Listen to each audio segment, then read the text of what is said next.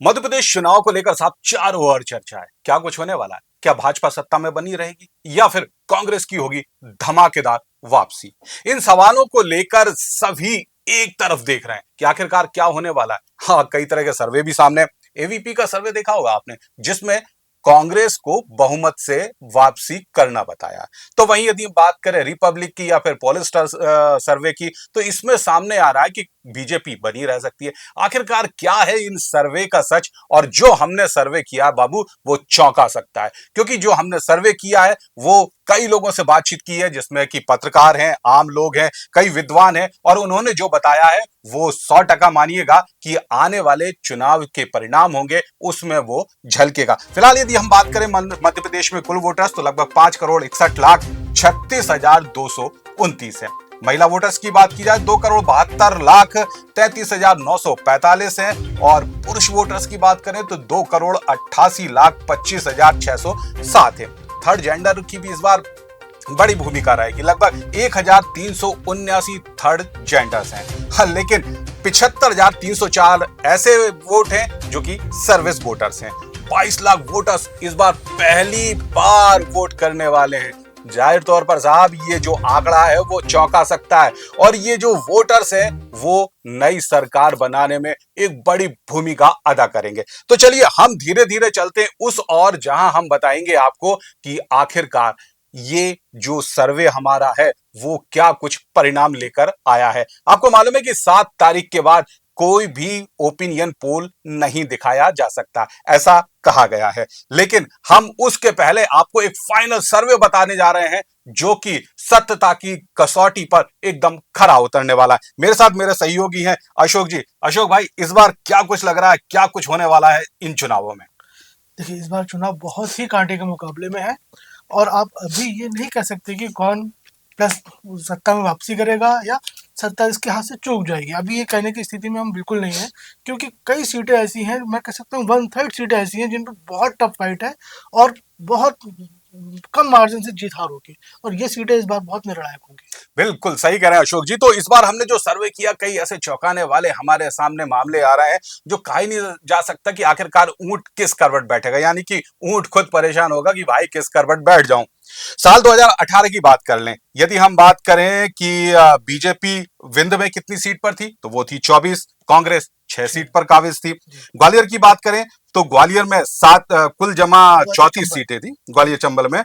7 पर बीजेपी थी तो 26 पर कांग्रेस। यही वो बड़ा जगह थी फैक्टर जहां से कांग्रेस कांग्रेस ने ने बढ़त वापसी बनाई थी की। और सत्ता में धमाकेदार वापसी की थी। लेकिन ये बात भी है कि उस समय ज्योतिरादित्य सिंधिया एक बड़ा चेहरा था, और कहा जा रहा है कि ज्योतिरादित्य सिंधिया के ही कांधों पर सवार होकर कांग्रेस सत्ता सत्ता में की आई थी। सीढ़ी चढ़ी थी। सही बात है अशोक भाई? बिल्कुल। लेकिन इस बार ऐसा कुछ होता हुआ नहीं दिख रहा है। एक सीट अन्य को भी मिली थी। वही महाकौशल की बात कर ले तो 38 सीटें हैं। 13 पर बीजेपी का कब्जा था तो 24 पर कांग्रेस थी। यहां भी कांग्रेस को कह सकते कि अच्छी अच्छी खासी बढ़त मिली थी। बढ़त मिली थी। मालवा निमाड़ की बात करें तो कुल जमा 66 सीटें हैं ना। जी। 66 सीटें हैं, 34 पर बीजेपी, 29 पर कांग्रेस और 3 पर अदर थी। लेकिन यहां इस बार थोड़ा सा मामला ये जबकि पलटेगा। भाजपा का गढ़ कहा जाता था, पर जी। यहाँ कांग्रेस ने पिछले बार काफी अच्छा रोल प्ले किया था और और इस काफी अच्छा बार काम क्या करेगा। कुछ होने वाला है वो हम आगे चलकर आपको बताते हैं। बुंदेलखंड में 26 सीटें हैं, 17 पर बीजेपी, 7 पर कांग्रेस और 2 पर अदर थी। वैसे ही मध्य भारत ने भी चौंकाया था, लेकिन इस बार के जो परिणाम है वो कुछ अलहदा होने वाले हैं। दोनों ही पार्टियों की सांसें थमी होंगी साहब। कांग्रेस को आशा होगी कि वो सत्ता में लौट आए, क्योंकि जो पुराना जख्म है ना वो आज तक हरा है। तो वहीं बीजेपी पूरी कोशिश करेगी कि सत्ता से बाहर ना हो, क्योंकि ये सेमीफाइनल 2024 सामने खड़ा हुआ है। तो चलिए हम अब आगे बढ़ते हैं और हम कुछ वो पॉइंटर्स बता रहे हैं आपको, जिनसे आप कुछ अनुमान लगा लेंगे कि आखिरकार कौन इस दौड़ में आगे जा सकता है। सबसे बड़ी बात, बीजेपी और कांग्रेस के दोनों के जो बेसिक वोट शेयर है, जो उनका वोट बैंक है, वो मेंटेन है। अशोक जी, अभी तक यही हालत है। बिल्कुल अभी जो हमारे बातचीत है या हमारा सर्वे, उसमें साफ तौर पर यह बात निकल कर आ रही है कि दोनों ही पार्टी के जो मूल वोटर है वो बने हुए, एज इट इज। ना कांग्रेस के बदले और ना ही। बिल्कुल, और लास्ट टाइम भी आप देखें तो वोट शेयर बीजेपी का ज्यादा था, 1 लाख के करीब वोट ज्यादा मिले थे बीजेपी को। पर सीट्स कम थी। तो इस बार वोट शेयर दोनों का ही सेम है, लगभग बराबरी चल रहा है, थोड़ा बहुत ऊपर नीचे है, लेकिन उनका जो परंपरा वाला वोटर्स था ना वो अभी भी कायम है। तो इसमें से जो दूसरे में जिसने खेमे में सेंध लगा दी वो होगा किंग। बगावत से परेशान है दोनों ही पार्टियां, आपने देखी होंगी। निर्दलीय उम्मीदवार इस बार बड़ा उलटफेर कर सकते हैं। दोनों ही पार्टियां तो अपने बागियों से परेशान है। बहुत लंबे समय तक बहुत कवायद भी की गई कि हम बागियों को मना लें, पर कुछ तो मान गए, पर कुछ अभी भी मैदान में हो। जो मैदान में ये सर्वे जो कह रहा है वो ये कह रहा है कि ये बागी जो है इनमें से एक भी बागी जीतने वाली स्थिति में जरूर नहीं है, पर पार्टी को नुकसान पहुंचाने की पूरी स्थिति में बड़े मियां दीवाने बन सकते हैं। सही बात है। एसपी बीएसपी आप और ओवैसी साहब इस बार गेम बिगाड़ सकते हैं। तो सबसे ज्यादा नुकसान किसको होगा यदि इन पार्टियों की हम बात करें तो? देखिए, अगर हम तीसरे मोर्चे की बात करें या सपा बसपा और ओवैसी तीनों को कंबाइन करके जोड़ें तो ये जो भी वोट लेंगे ये डेफिनेटली बीजेपी से नाराज लोग जो है, नाराज वोटर जो है, उनके वोट पे इनकी नजर है।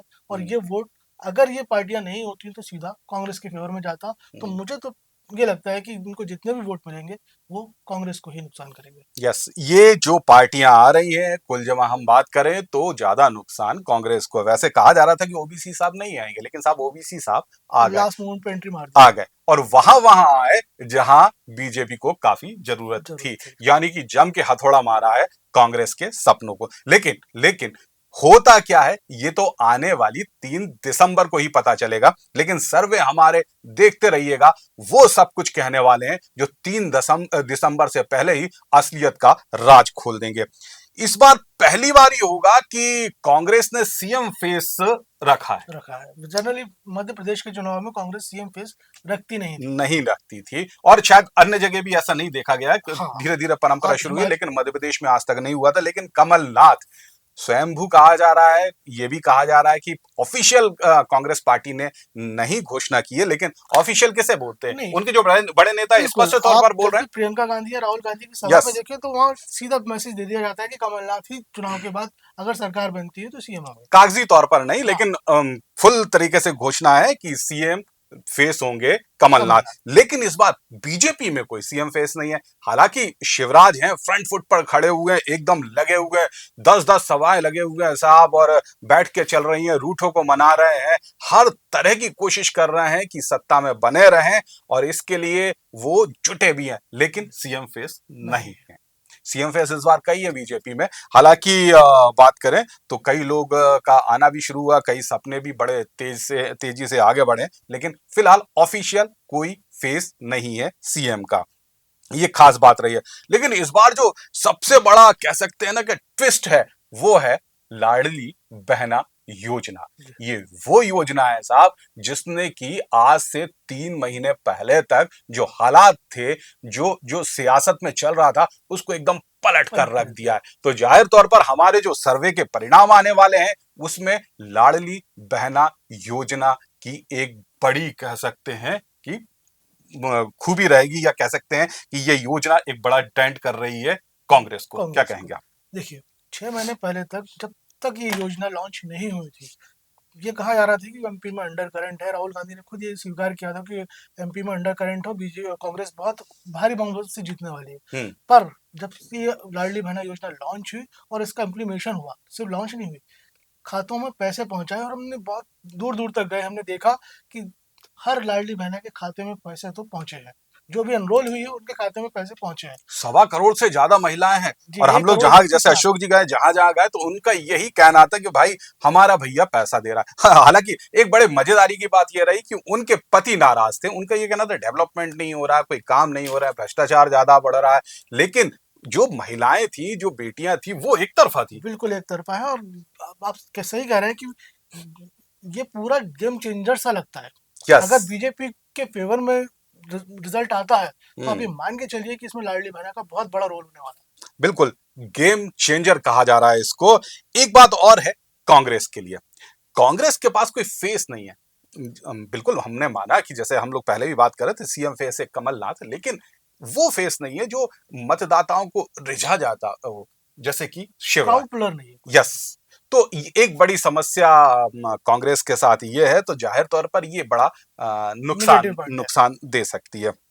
एक बात खास और हुई है कि पिछले यदि 3 महीने तक बात करें अशोक जी, तो ऐसा लग रहा था कि कांग्रेस एकजुट होकर फ्रंट पे खड़ी होकर पूरी तैयारी के साथ ये चुनाव लड़ रही है। ये भी माना जा रहा था कि कोई शक नहीं है कि इस बार कांग्रेस वापसी करेगी। एंटी इनकम्बेंसी का असर माना जा रहा था। लेकिन अचानक अचानक ये हुआ कि कहा भी जाता है कि कांग्रेस शुरुआत तो जमकर करती है लेकिन अंत अंत नहीं कर उफ। पाती। तो यहां भी यही हुआ, शुरुआत जमकर हो रही थी लेकिन जैसे जैसे आगे बढ़ते गए, और सबसे ज्यादा जो धक्का लगा कांग्रेस को वो लगा है टिकट वितरण को लेकर। जी 7 वोट बदले 7 गए, टिकट बदले। 60 माफी चाहूंगा, 60 टिकट बदले गए। इसके अलावा यह भी बात सामने आई कि दिग्विजय और कमलनाथ के बीच खलिश। खलिश। इसको लेकर जो कार्यकर्ता थे ना, वो हतोत्साहित होने लगे। तो आपको लगता है ये सिर्फ ये सियासी बात है या वाकई ये कोई मामला नुकसान दे जाएगा कांग्रेस को? देखिए, मामला नुकसानदेह होगा या नहीं ये तो अभी बिल्कुल क्लियर नहीं कह सकते, पर ये बात बिल्कुल तय है कि ये चीज सामने आ गई कि जब टिकट वितरण हुआ तो उसमें कहीं ना कहीं कोऑर्डिनेशन की कमी थी। या तो 7 टिकट जो बदले गए उस समय देने से पहले गलती की गई या फिर वो गलती सुधारी गई है। तो कहीं ना कहीं एक मैसेज तो गया है कि जो टिकट वितरण से पहले जो होमवर्क होना चाहिए था वो होमवर्क प्रॉपर नहीं हुआ है। वहीं पे यदि हम बीजेपी की बात करें तो बीजेपी सख्त फैसले लेने के लिए काफी जानी जाती है, और वही कुछ हुआ। कैलाश विजयवर्गीय कहाँ थे साहब? उनको ले आए, इंदौर 1 से लड़ा दिया चुनाव, जो उनकी सीट नहीं मानी जाती, जहां पे उनके अपोजिट जो उम्मीदवार हैं वो काफी दिग्गज है। संजय शुक्ला उनका नाम है और कांग्रेस के सबसे मजबूत मजबूत है, लेकिन उनके सामने लड़ा दिया गया। नरेंद्र सिंह तोमर अच्छे खासे अपनी चुनाव प्रबंधन समिति के अध्यक्ष थे और अच्छा खासा अपना मेला काट रहे थे, लेकिन उनको दिमनी से लड़ा दिया गया। ऐसी जगह जहां पर मजबूरी में नरेंद्र मोदी पीएम है, उनको भी सभा करनी पड़ रही है, और उस जगह से लड़ाया जा रहा है जहां पर हालात बीजेपी के बहुत अच्छे नहीं है। इसके अलावा यदि हम बात करें तो प्रहलाद पटेल जैसे तैसे पटरी पर आए थे, उनका सियासी जीवन अच्छा खासा चलने लगा था, मंत्री भी थे, लेकिन उनको फिर चुनाव लड़ा दिया गया। तो ये चौंकाने वाले फैसले बीजेपी ने लिए जो कांग्रेस में नहीं हो पाते। देखिए क्या है कि बीजेपी ने जब ये लिस्ट जारी की थी तो ये बहुत सरप्राइजिंग लिस्ट थी। हालांकि उसके बाद आप बीजेपी की लिस्ट देखें तो उसमें बहुत ज्यादा उलटफेर नहीं दिखा। हाँ, रात भर पीसा और पारे पे उठाए वाली स्थिति हो गया। लेकिन पहली बार जो लिस्ट आई थी उससे उन्होंने बिल्कुल क्लियर कर दिया था कि हम एनी हाउ चुनाव जीतना चाहते हैं और उसके लिए हमको किसी को भी दांव पे लाना पड़ेगा या सामने लाना पड़ेगा, तो हम उस पर पीछे नहीं हटेंगे। लेकिन अशोक जी एक बात और हो गई, इन दिग्गजों को उतार के कम से कम उनके क्षेत्रों में लगा दिया गया। ना सिर्फ इन लोगों को अपनी सीट जीतना है बल्कि अपने क्षेत्र को भी जिताना है। तो जाहिर तौर पर जो जिम्मेदारी थी वो बांट दी गई। आप एक तरह से देख सकते हैं कि जो जिम्मेदारी थी वो बांट दी गई। दूसरी हम बात करें रणनीति, चुनावी रणनीति बड़ी महत्वपूर्ण होती है और इसमें बीजेपी आगे बढ़ती हुई नजर आ रही है। इसमें आप कोई शक नहीं है कि जब से अमित शाह साहब आए हैं और उन्होंने अपना जलवाए आम किया है, उसके बाद पार्टी एकजुट होने लगी है। हालांकि थोड़ा सा ऐसा माना गया था कि शिवराज बाबू को थोड़ा पीछे धकेला गया, लेकिन अब स्पष्ट हो चुका है। यदि आप विदिशा का टिकट देख लें या इसके अलावा टिकट वितरण में देख लें, काफी टाइम तक रोके गए बिल्कुल, पर उन्हीं की मर्जी से दिए गए, और इसके अलावा भी अन्य टिकट दिए गए। और साथ में अशोक जी ये भी बात की जाए कि सीएम फेस को लेकर या शिवराज की भूमिका को लेकर, तो शिवराज अव्वल है, सबसे सामने नजर आ रहे हैं। उनका ये कहा जा सकता है कि उनका कद कम नहीं किया गया इसमें। दूसरी बात, रणनीति की हम बात कर रहे थे, रणनीति बिल्कुल है, बूथ लेवल तक की रणनीति बनाई गई है। आप बात करें तो आरएसएस भी इस मैदान में आ चुका है। आरएसएस के जो कार्यकर्ता है लगातार घर घर जाकर संपर्क कर रहे हैं, बीजेपी के पक्ष में मतदान की बात कर रहे हैं। इसके अलावा यदि हम बात करें बीजेपी की, तो बीजेपी भी लगातार निचले स्तर पर आकर अपना प्रचार प्रसार या कह सकते हैं कि संगठित करने का काम कर रही है, वो कांग्रेस में नहीं दिख रहा। ऐसा क्यों हुआ अशोक जी कि अचानक कांग्रेस पिछड़ गई, जबकि बहुत आगे दिख रही थी, खासकर सोशल मीडिया में तो बल्ले बल्ले दिख रही थी?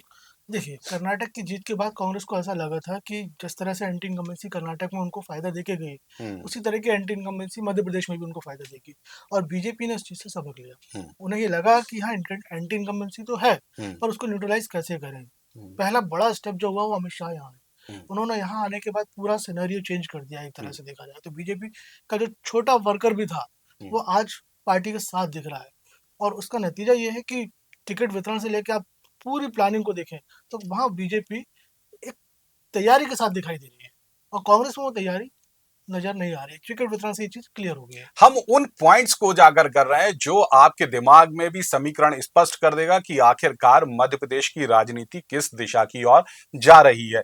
जाहिरी तौर पर ये जो आंकड़े हैं वो सिर्फ बातचीत करके ही निकाले गए हैं, लेकिन आप तय मानिएगा कि चुनाव जो भी होते हैं ना, सब इन्हीं इन्हीं बिंदुओं के आधार पर होते हैं, सोच के आधार पर होते हैं। हालांकि यदि हम मतदाता की बात करें तो मतदाता मौन है, बिल्कुल बोल नहीं रहा। ये स्थिति हमेशा विस्फोटक होती है। किसके लिए? ये बात 3 दिसंबर को स्पष्ट होगी, लेकिन ये स्थिति विस्फोटक होती है। तो अब जाहिरी तौर पर जो कयास है, जो सर्वे आ रहे हैं, वो इन्हीं बिंदुओं को लेकर आ रहे हैं। लेकिन जितने भी अभी तक आपने सर्वे देखे, वो सर्वे उलटफेर करके या एक कमरे में बैठकर बना लिए गए। लेकिन हमने लगातार सभी जिलों में बातचीत की, लगभग 230 जो सीट्स हैं विधानसभा, उनमें हमने बातचीत की, और इसके बाद हम इस निर्णय पर पहुंचे हैं कि आखिरकार मध्य प्रदेश की जो सियासत है किस दिशा में जा रही है, कौन किस पार्टी की कितनी सीट तय है, कितनी सीट फंसी हुई है, कौन सी पार्टी किस सीट पर पिछड़ रही है, सारा कुछ हम बताएंगे। लेकिन हम बात करते हैं एक और घोषणा की जिसने की कांग्रेस को फ्रंट फुट पर ला दिया था। 2018 में कमलनाथ सरकार बनी थी और वो थी कर्ज माफी। लेकिन इस बार ये जो ट्रम्प कार्ड है वो कहीं अशोक जी लग रहा है कि पिछड़ रहा है। ऐसा ऐसा क्या वजह है कि जो 2018 में जिसने सरकार बना दी थी वो इस बार गौण है या शून्य हो रहा है? नहीं, कर्ज माफी का मुद्दा 2018 में डेफिनेटली, जैसा आपने कहा, बिल्कुल टॉप पर था और उसका काफी असर भी दिखा था। कांग्रेस की सरकार बनी और 15 महीने के कार्यकाल को हम देखें तो कर्ज माफी हुई भी थी। शिवराज सरकार ने खुद विधानसभा में भी स्वीकारा है कि कर्ज माफी हुई थी, पर जिस लेवल पे होनी थी उतना शायद उन्हें टाइम नहीं मिला। बट हुआ ये कि उसका जिस तरह से प्रचार होना था या जो चीज सामने आनी चाहिए थी, उसको कहीं ना कहीं बीजेपी ने क्लैश कर दिया, मटिया मेट कर दिया। नारी सम्मान योजना की घोषणा की गई थी, वो भी उस तरह से खेल नहीं पाए हैं। सिलेंडर की बात की थी तो उसको भी टेक ओवर कर लिया बीजेपी ने। तो बीजेपी ने कोई मौका नहीं दिया है, जिसे कहते हैं ना कि बिल्कुल पुख्ता रणनीति के साथ चुनाव लड़ना वो बीजेपी कर रही है। लेकिन ये तय समझ लीजिए कि सिर्फ इन्हीं बातों से चुनाव नहीं जीत लिया जाता। इस समय जो वोटर्स है ना वो शांत है, एकदम मौन है। एक चीज और जोड़ना चाहूंगा, अभी तक के चुनाव में क्या होता था कि कांग्रेस बीजेपी के मुद्दों पर खेलती थी या बीजेपी की पिच पर खेलती थी। इस बार हुआ यह है कि बीजेपी ने कांग्रेस की पिच पर आए, उनके मुद्दों को टेक ओवर किया और टेक ओवर किया, साथ में उन मुद्दों को कांग्रेस को ही पीछे छोड़ दिया। यस, और इस बार एक बात खास और देखिए आप, धर्म को लेकर बीजेपी उतना एग्रेसिव नहीं है, जबकि कांग्रेस के कमलनाथ धर्म को लेकर आगे चल रहे हैं। इस बार पहली बार होगा कि बीजेपी विकास को ज्यादा हाईलाइट कर रही है, वो अपने उपलब्धियां उनको गिनाने की कोशिश कर रही है, जो आगे करेंगे वो बताने की कोशिश कर रही है। यानी कि बीजेपी कोई भी चूक नहीं करना चाहती है। हालांकि आत्मविश्वास में, अति आत्मविश्वास में कांग्रेस है, और शायद यही वजह हो सकती है जो कांग्रेस को थोड़ा नुकसान भी दे सकती है। और यही जैसे हम लोग कह रहे थे ना कि 3 महीने पहले तक लगातार कांग्रेस आगे थी लेकिन थोड़ा थोड़ा पिछड़ने लगी, और उसकी बड़ी वजह यह भी कही जा सकती है ओवर कॉन्फिडेंस। ओवर कॉन्फिडेंस कह सकते हैं। मैं आपको बोल रहा हूँ कि कर्नाटक की जीत के बाद जो सिनेरियो चेंज हुआ था उसको दोनों पार्टी ने अलग अलग वे में लिया। कांग्रेस, आप जैसे कह रहे हैं कि ओवर कॉन्फिडेंस में आई है, बीजेपी ने उसे सबक के तौर पर लिया है और उसने वही गलती को, जैसे कहते हैं कर्नाटक में जो गलती हुई थी येदियुरप्पा जी को साइड में किया था उन्होंने, और बीच इलेक्शन में उनको बीच में लेना पड़ा था, सेंटर में लाना पड़ा था। वो यहाँ भी आप देखें, शिवराज सिंह चौहान को पहले उन्होंने पीछे किया, जब ये लगा कि क्राउड पुलर तो शिवराज सिंह चौहान ही है यहाँ पे, तो फिर उन्होंने उनको आगे लाना शुरू कर दिया है। मतलब आप कह सकते हैं कि गलतियों से सबक लेने की जो बात है वो बीजेपी ने लिया है और यहाँ लेकिन मतदाताओं के दिमाग में कुछ और ही चल रहा है। मतदाता के बीच एंटी इनकम्बेंसी है, इसमें कोई शक नहीं है। भ्रष्टाचार का मुद्दा भी एक बड़ा मुद्दा है, इसमें कोई शक नहीं है। बदलाव चाहते हैं, यदि आप किसी मतदाता से बात करेंगे ना तो वो ये कहेगा नहीं यार अब बदलाव चाहते हैं, काफी हो चुका 18 साल, अब बदलाव चाहते हैं। किसको चाहते हैं? कांग्रेस नहीं है। तो इस बार बड़ी जो भूमिका है या कह सकते जीत की एक जो सतह बनेगी ना, वो प्रत्याशी का चेहरा, उम्मीदवार कैसा है, ये इस बार बड़ा बहुत महत्वपूर्ण होने वाला है। क्या कहेंगे? देखिए, इस बार क्या है कि अगर हम पार्टी वाइज बात करें तो जो जनरल वोटर है, जैसा आपने कहा, उसमें असंतोष है, नाराजगी है, पर सवाल यह है कि वो नाराजगी क्या वोट में कन्वर्ट होगी।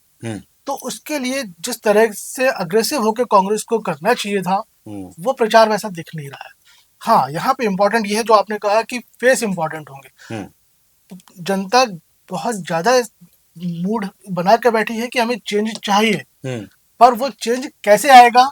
क्या वो चेहरा देख के चेंज करेंगे या यस। नहीं करेंगे? चलिए अब उस मुहाने का रुख करते हैं जिसका आपको बेसब्री से इंतजार है। जी हाँ, आप जानना चाहते हैं कि आखिरकार किस पार्टी के हाथ में सत्ता होगी। क्या कांग्रेस एक बार धमाकेदार फिर वापसी करेगी या बीजेपी की सत्ता में कायमी रहेगी? तो चलिए हम बताते हैं आपको रीजन के हिसाब से कि आखिरकार कौन पार्टी कितने पानी में है और कितने सीटें फंसी हुई है। यानी कि हम आपको बारी बारी से बताएंगे कि किस पार्टी, कौन सी पार्टी कितने सीटों पर तय रूप से जीत रही है और कितने सीटें फंसी है, यानी कि कश्मकश की हालत है। किस पार्टी को कौन सा उम्मीदवार डेंट कर रहा है और कौन सी अन्य पार्टी अपनी सीट यहां पर लाती हुई दिख रही है। तो हम शुरुआत करते हैं विंध्य से। अशोक जी, यदि साल 2018 की बात करें तो विंध्य के क्या कुछ हालात थे?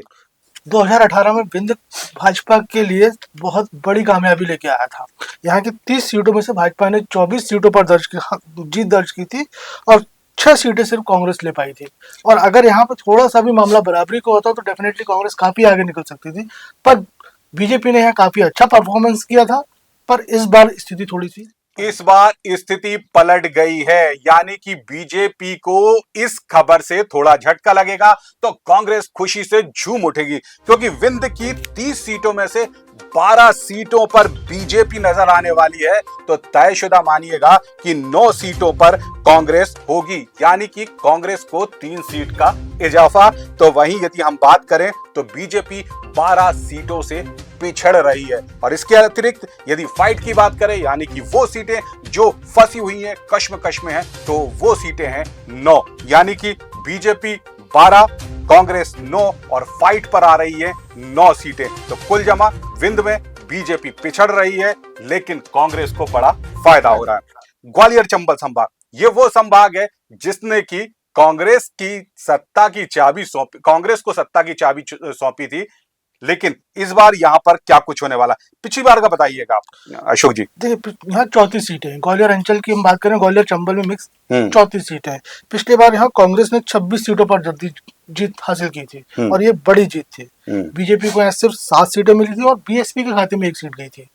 उसका एक बड़ा रीजन भी था क्योंकि उस समय ज्योतिरादित्य सिंधिया थे, उनके कांधों पर सवार होकर कांग्रेस बल्ले बल्ले में थी और जाहिरी तौर पर इस जीत का बहुत बड़ा कह सकते हैं कि जो क्रेडिट है, श्रेय है, वो सिंधिया को जाता था। लेकिन इस बार क्या होने वाला है? क्या इस बार वही प्रदर्शन कांग्रेस दोहरा पाएगी या बीजेपी बढ़त बनाती हुई दिख रही है? तो हमारे पास जो आंकड़े आ रहे हैं उसके अनुसार 34 में से 13 सीट पर बीजेपी की जीत तय है और कांग्रेस 12 सीट पर अपना विजय परचम लहराने जा रही है। तो यानी कि कुल जमा बात करें तो ग्वालियर चंबल संभाग इस बार कांग्रेस को झटका देता हुआ दिख रहा है। तो बीजेपी यहां से बढ़त बनाती हुई दिख रही है। लेकिन 9 सीटें ऐसी हैं जिस पर की मामला फंसा हुआ है, यानी कि कश्मकश की स्थिति है। तो अशोक जी, कुल जमा इस बार ग्वालियर झटका दे रहा है कांग्रेस को। जिसने विजयी बनाया था वो इस बार साथ नहीं देता हुआ दिख रहा है। तो इसका कारण यह है कि यहाँ पे बगावती जो कैंडिडेट है वो कांग्रेस को काफी डेंट कर रहे हैं। बिल्कुल। महाकौशल की बात करें, क्या स्थिति थी पिछली बार अशोक जी? महाकौशल में पिछली बार अगर हम देखें तो टोटल 38 सीट हम महाकौशल में देखते हैं। यहाँ भी कांग्रेस ने काफी अच्छा परफॉर्मेंस किया था। अगर 2018 की बात करें तो 24 सीटों पर कांग्रेस ने जीत दर्ज की थी और बीजेपी को सिर्फ 13 सीटें मिली थी। पर इस बार यहाँ भी मामला थोड़ा सा यहाँ भी पलट गया, यानी कि ग्वालियर चंबल ने धोखा दिया तो महाकौशल भी इस बार साथ देता हुआ नहीं दिख रहा है। महाकौशल में हमारे पास जो आंकड़े आए हैं उसके अनुसार 38 सीटें हैं जिसमें से 15 सीटों पर बीजेपी की जीत तय है। तो वहीं कांग्रेस की बात कर लें तो 17 सीटों पर कांग्रेस अपना विजयी पताका फहराने जा रही है। यानी कि इस बार भी महाकौशल में बीजेपी 15, 17 कांग्रेस, लेकिन 6 सीटों पर मामला फंसा हुआ है। 6 सीटें ऐसी हैं जो कि दम मार रही हैं, जिस पर कि दोनों पार्टी की सांसें फूली हुई हैं। देखिए इसमें हो क्या रहा है कि जो बीजेपी की सीट्स हैं, बीजेपी इन तीनों रीजन की बात करें हम, विंध्य, ग्वालियर और महाकौशल, जो हमने 3 डिस्कस किए हैं, इन तीनों में बीजेपी की जो सीट्स हैं बीजेपी इजीली रिटेन कर रही है उनको, पर कांग्रेस को अपनी सीटें रिटेन करने में दिक्कत आ रही है। अब आते हैं मालवा निमाड़। ये वो जगह है जहां से बीजेपी बड़ी खुश रहा करती थी। पिछली बार की बात करें साल 2018 की, क्या स्थिति थी अशोक जी मालवा देखिए, निमाड़? पिछले बार का मालवा निमाड़ की बात करें टोटल 66 सीट है। जी और पिछले बार इस मालवा निमाड़ को हम भाजपा का गढ़ मानते हैं, पर जी पिछले चुनाव में इस बार यहाँ पर कांग्रेस ने काफी अच्छी परफॉर्मेंस दी थी जी और कांग्रेस 29 सीटों पर जीत दर्ज की थी। जी और जबकि बीजेपी के पास 34 सीट आई थी, 3 पे अदर्स लोग जीते हैं।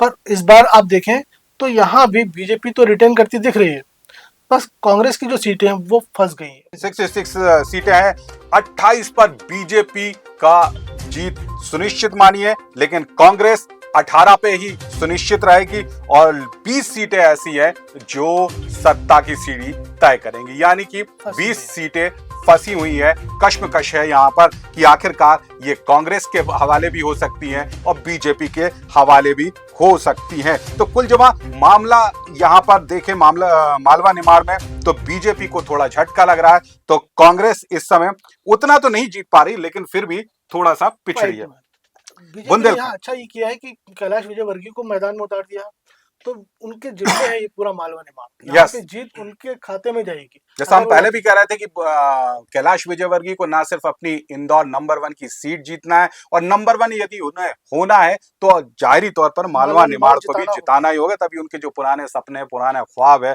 सीएम बनने का, शायद साकार हो जाए। वैसे बीजेपी है, यहाँ जो दिखता है वो होता नहीं है, जो होता है वो कभी दिखता ही नहीं है। वैसे ही कुछ हुआ बुंदेलखंड में, 26 सीटें हैं। अशोक जी, साल 2018 में क्या कुछ था यहाँ? बुंदेलखंड बीजेपी का गढ़ था पिछली बार। आप यहाँ देखें तो बीजेपी ने काफी अच्छा परफॉर्मेंस दिया था, और चूंकि ये इलाका यूपी बॉर्डर से टच होता है, तो यहाँ पे जो बीजेपी के कैंडिडेट्स थे उन्होंने अच्छी परफॉर्मेंस दी थी। 17 सीटों पर बीजेपी को जीत दिलाई है। कांग्रेस पिछड़ गई थी, 7 सीटें थी कांग्रेस के पास सिर्फ। और इस बार आप देखें तो यहाँ बीजेपी थोड़ा सा नुकसान में दिख रही है। इस बार नुकसान में नजर आ रही है बीजेपी। बुंदेलखंड में 26 सीटें हैं, जिसमें 13 सीट पर बीजेपी की जीत तय मानिए। यानी कि यहां से बीजेपी का विधायक बनने जा रहा है, लेकिन 7 सीटों पर कांग्रेस, यानी कि यहां से 7 सीटों से कांग्रेस के जो विधायक साहब हैं वो हमारे भोपाल वाली विधानसभा में आएंगे, लेकिन 6 सीट पर तू में, यानी कि जमकर मामला फंसा हुआ है। ये 6 सीट किसके हवाले कोई नहीं कह सकता है। यहाँ पर भी मतदाता बड़े ही मौन है, और ये मौन मतदाता क्या कुछ विस्फोट करने वाले 3 दिसंबर को तय होगा। लेकिन हमारे पास जो आंकड़े हैं फिलहाल 13 बीजेपी, 7 कांग्रेस और 6 फंसी। ये इंटरेस्टिंग सीट जो है निवाड़ी, छतरपुर और बिजावर, यहाँ तीनों सीटें बहुत फंसी हुई हैं। अब देखना यह है कि 3 में मतदाता कहाँ किसको प्रायोरिटी देते हैं। बिल्कुल। मध्य भारत पे आते हैं, यहाँ पर 36 सीटें हैं। मध्य भारत तो बीजेपी का गढ़ शुरू से रहा है। पिछले बार मध्य भारत में बीजेपी ने काफी अच्छा परफॉर्मेंस किया था, और इस बार भी कमोबेश उसी परफॉर्मेंस को दोहराती हुई दिख रही है। और शायद इस बार कुछ चौंकाने वाली भी चीजें जाए। लेकिन पिछली बार की बात करें तो जो भी आंकड़े थे उसके बाद यदि इस बार की आंकड़े करें तो 17 पर बीजेपी की जीत तय मानिएगा। यानी कि मध्य भारत में 17 सीटें बीजेपी तय तौर पर जीत रही है, तो 7 पर कांग्रेस का कब्जा होगा। लेकिन 12 सीटें ऐसी होंगी जहां पर जमकर टक्कर है।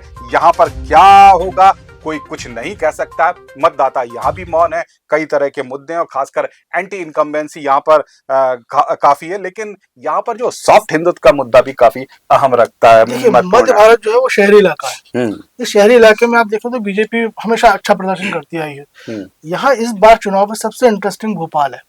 भोपाल में जो आप ये 12 सीट जो बता रहे हैं जो फंसी हुई है, इनमें भोपाल में कांग्रेस की जीती हुई 3 सीटें भी, और इस बार ये तीनों सीटें फंसी हुई है। मतलब आप कह सकते हैं भोपाल में जो 7 सीटें हैं उनमें जो 4 सीटें बीजेपी के पास 2018 में थी वो उनको बहुत आसानी से रिटेन कर रही है, पर जो 3 सीटें कांग्रेस की थी, भोपाल उत्तर, भोपाल मध्य और दक्षिण पश्चिम, तीनों हमारे साथ वरिष्ठ राजनीतिक विश्लेषक सरयुक्त मिश्रा जी जुड़ गए। हम उनसे भी बातचीत करेंगे, लेकिन आपको बता देते हैं आखिरकार क्या कुछ फिगर सामने निकल कर आया है। हम फिर से बता रहे हैं कि 98 सीटें ऐसी है जिस पर की बीजेपी की जीत होना तय समझिएगा, तो 70 पर कांग्रेस का विजय परचम लहराना तय समझिए। लेकिन 62 सीटें ये तय करेंगी कि आखिरकार कौन सत्ता के करीब जाने वाला है। जाहिर तौर पर फिलहाल जो खबर आ रही है उसके अनुसार बीजेपी के खेमे में बड़ी संतुष्टि होगी, क्योंकि भाई 98 सीटें आ चुकी हैं। तो वहीं कांग्रेस को थोड़ी सी मासूमियत होगी,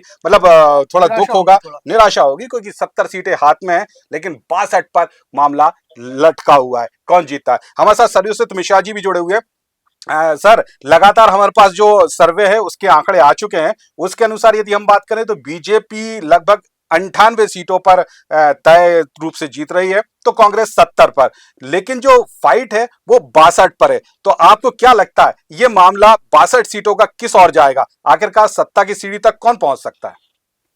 अब इसमें जो है सबसे ज्यादा महत्वपूर्ण है जो पार्टी है दोनों पार्टियों की, वो सपा बसपा जी और आम आदमी पार्टी। जी इसका ज्यादातर नुकसान जो है कांग्रेस को ही होगा। जी ये पहले भी इतिहास देखा गया है, जब भी बगावत होती है जी तो बीजेपी चूंकि संगठन की पार्टी है तो जी। संगठन उस बगावत को रोक लेती है। जी जब उमा भारती ने बगावत की तो उनके साथ एक भी विधायक नहीं गया था, जी लेकिन जब कांग्रेस में ज्योतिरादित्य सिंधिया ने बगावत की उनके साथ 22 विधायक चले गए। जी कि बीजेपी में संभव नहीं है कि कोई भी नेता इतना बड़ा नहीं हो सकता जो संगठन को तोड़ के लेके चला जाए, वो खुद तो चला जाए छोड़ के। जी यही स्थिति इस चुनाव में हो रही है।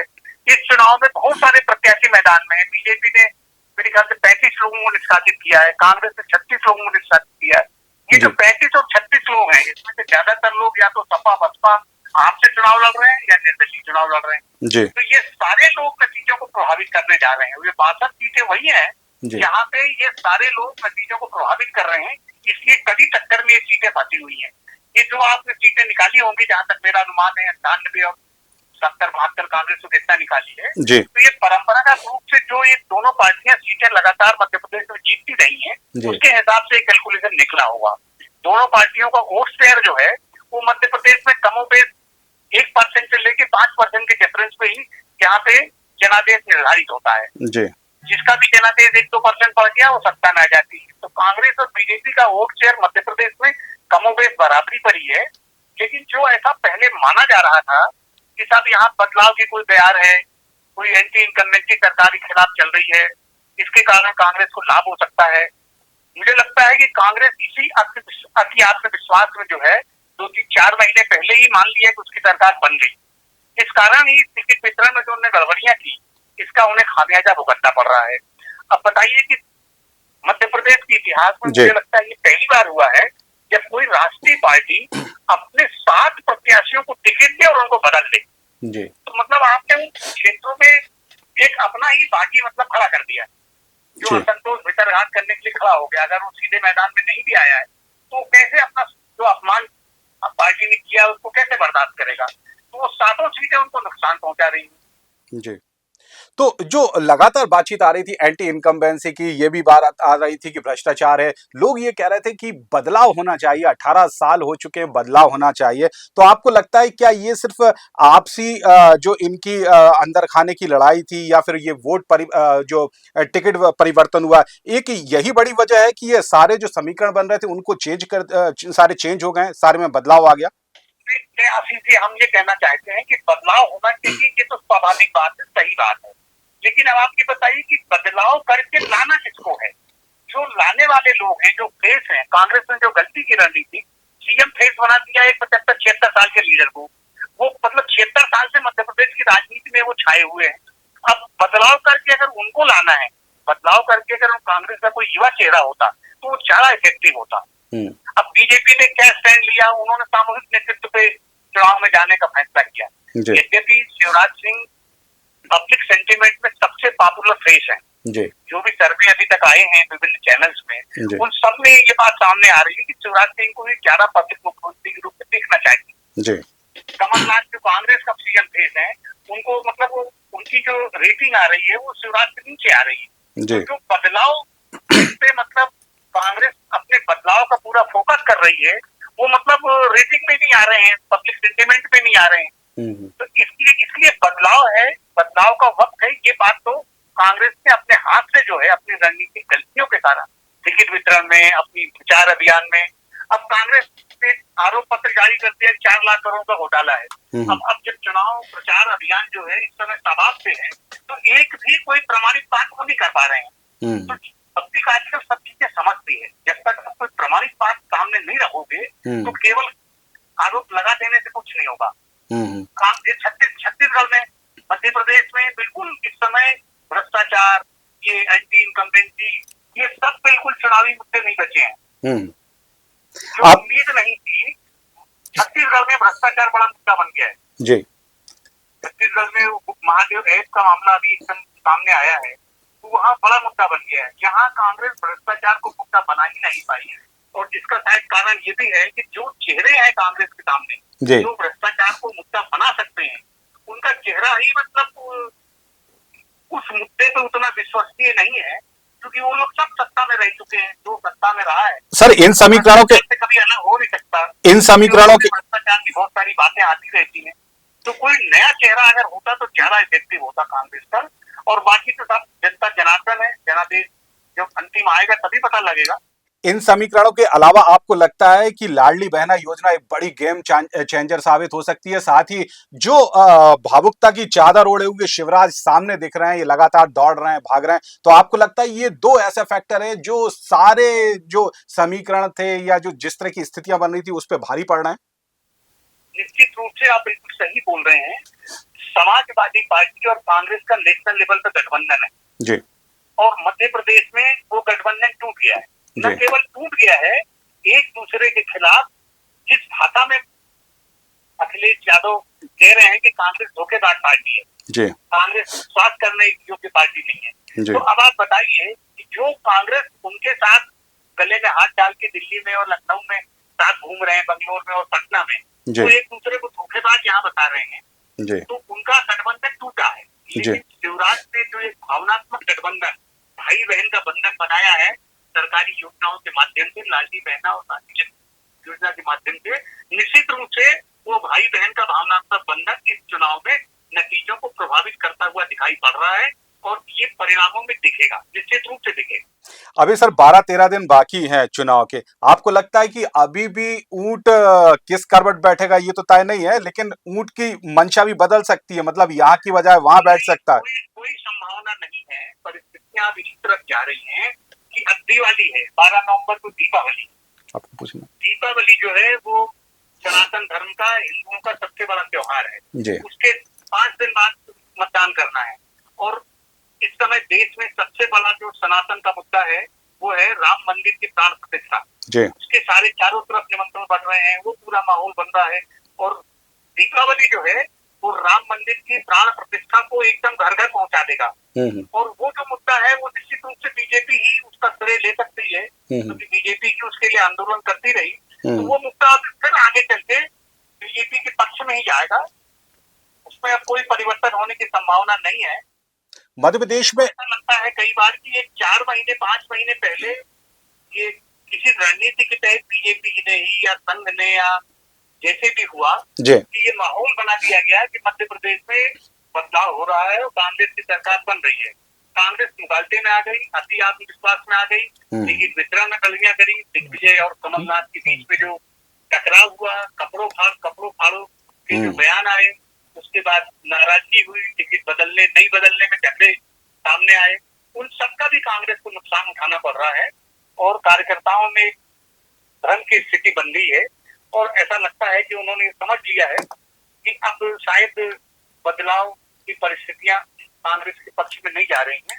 इसका लाभ जो है बीजेपी उठाने की कोशिश कर रही है। सर, मैं अशोक चतुर्वेदी बोल रहा हूँ, और एक सवाल मेरा आपसे है कि आपको क्या लग रहा है कि मतलब इस बार मध्य प्रदेश में सारे मुद्दे साइडलाइन हो गए और पूरा चुनाव हिंदुत्व के मुद्दे पे आके टिक गया? नहीं, ऐसा तो नहीं कह सकते। बीजेपी जो है जानबूझ के डेवलपमेंट के पॉइंट्स को ही आगे रख रही है। जैसा गलती उन्होंने कर्नाटक में कर दी थी कि उन्होंने वहां बजरंगबली का मुद्दा उठा के उसको धर्म से जोड़ दिया था, ये मध्य प्रदेश में नहीं कर रहे हैं, और उन्हें करना भी नहीं चाहिए। केवल राम मंदिर एक मुद्दा है, तो राम मंदिर का तो क्योंकि सामूहिक अवसर है, प्राण प्रतिष्ठा हो रही है, इसलिए चुनाव में चर्चा का विषय बन जाएगा। लेकिन पूरा अगला आने वाला जो इलेक्शन है वो मेरे ख्याल से मध्य प्रदेश में तो धर्म पे जाके नहीं टिकने वाला। वाला है, लेकिन ये सनातन और इसकी जो आलोचना बार बार कांग्रेस और उसकी गठबंधन की ओर से हो रही है, इसका कुछ असर तो देखने को मिल सकता है। चलिए सर, बहुत धन्यवाद। ये थे सर्वज्योत मिश्रा जी, जो बता रहे थे कि आखिरकार जो आंकड़े हमारे वाले हैं वो कितने सार्थक हो सकते हैं, कितने सही होंगे। तो जाहिर तौर पर ये जो परिणाम है वो चौंकाने वाले बिल्कुल नहीं कहे जा सकते, क्योंकि इस तरह की कुछ आशा पहले से ही दर्शाई जा रही थी। और तय मानिएगा कि आप ये लिख लीजिए कि जब 3 दिसंबर आएंगे, 3 दिसंबर होगा, परिणाम आएंगे, तो यही जो आंकड़े हैं वो सच के साथ खड़े होते हुए दिखेंगे। इसमें एक चीज जरूर ध्यान रखना है कि यहाँ 62 सीटें फंसी हुई हैं, और ये 62 सीटें जहां भी जाएंगी वही चेंज होगा। तो चलिए, याद रखिएगा आप इन सबको, लेकिन साथ में एक चीज और याद रखिएगा, वोट डालने जरूर जाना है, क्योंकि आपका एक वोट इस लोकतंत्र को करेगा मजबूत, इस प्रदेश को विकास की ओर ले जाएगा। तो जाहिर तौर पर अच्छे से सोचिए, जो आपको ठीक अपना जनप्रतिनिधि लगता हो, जो ठीक उम्मीदवार लगता हो, उसे वोट जरूर करिएगा, लेकिन घर से निकलकर इस काम को पहले करिएगा। बहुत धन्यवाद। जय हिंद।